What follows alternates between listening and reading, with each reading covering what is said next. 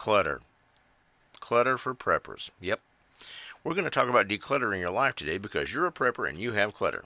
I know that because I know a lot of preppers and I are one. How do we get into this? Well, we focus on getting things as tools and things that will help us and things that we'll need in the event of an emergency. And we realize that the phrase two is one and one is none is important. So you have to have a backup of everything. And then you have to have a backup for that backup, and you create a space where you have a backup for the backup of the backup. You see where we go with this. I personally am kind of a hoarder when it comes to stuff, and I'm a skills-based prepper. Those people who are focused on the tools being oh man, piles and piles of stuff. And you know who you are. I'm one of you, kind of. But we're going to break it down and maybe get a focus on what we have to do with that, because there's some real good benefits for decluttering, especially for preppers. One is enhanced accessibility. You can get to your stuff better because you've got the stuff to use in an emergency. So in an emergency, you don't want to be peeling through layers with a shovel trying to find it. Increased safety.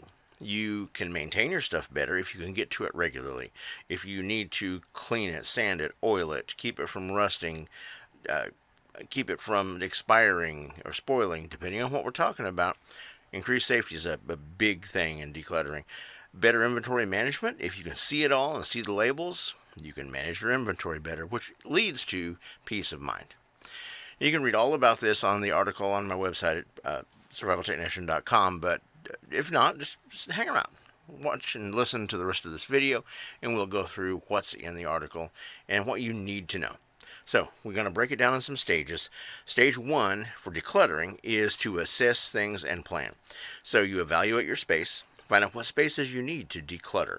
It could be your garage, it could be your storeroom, if you're, hardcore, it could be your underground bunker, whatever. Spaces are spaces.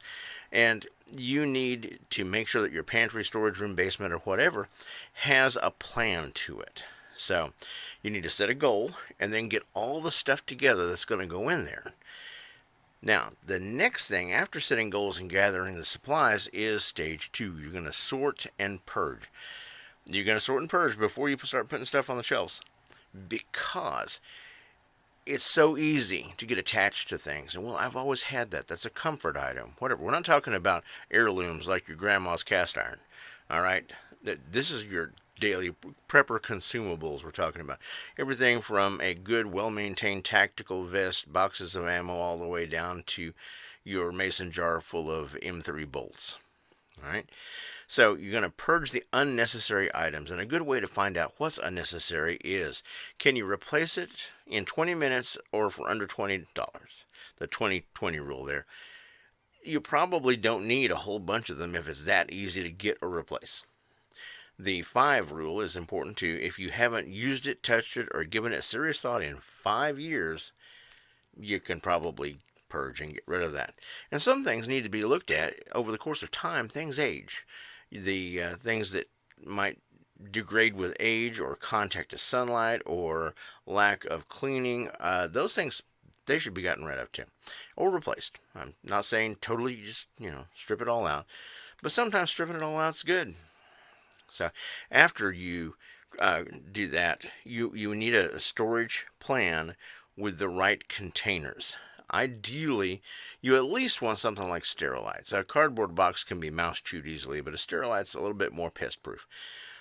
Ideally, everything should be in a hermetically sealed, vacuum packed bag. And we're not those sort of people. That's not who I'm talking to, because those people are methodical and they've already got that taken care of. Once you get into the organizing, after you've purged things, you want to get good containers that you can label, and that's an important thing. Label everything. If you are in a hurry and you need to send a family member in, okay, go to the shelf with the mason jars and get me the jar of M3 screws because I have to repair this gun part on the rail for this blah, blah, blah, blah. So, finish the sentence however you want to. They go in and they see all sorts of lined up mason jars full of bolts and screws and nuts and no labels. You're not getting your stuff. But I trained them. They know. It's an emergency. Mistakes can be made. Label them. Label everything. And now, as an end to all of this process of decluttering, which you're going to do, promise me you're going to do it because, you're my people. I care about you. Do it right. You're going to maintain that space. And by maintaining that space, I mean regularly review and update what's there. You don't have to rip everything out every month, but review it. And if you make sure that you do regular maintenance, then you're going to not have to have that big project at the end of the year or 6 months or the season, however you want to do it.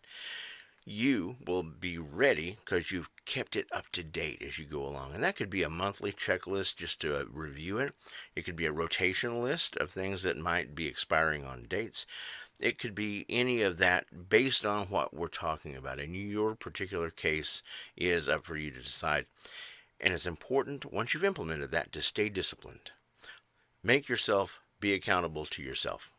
Make sure that you have all of this taken care of, and then you will be prepared for anything that happens and be able to get your stuff when you need it safely and have that peace of mind.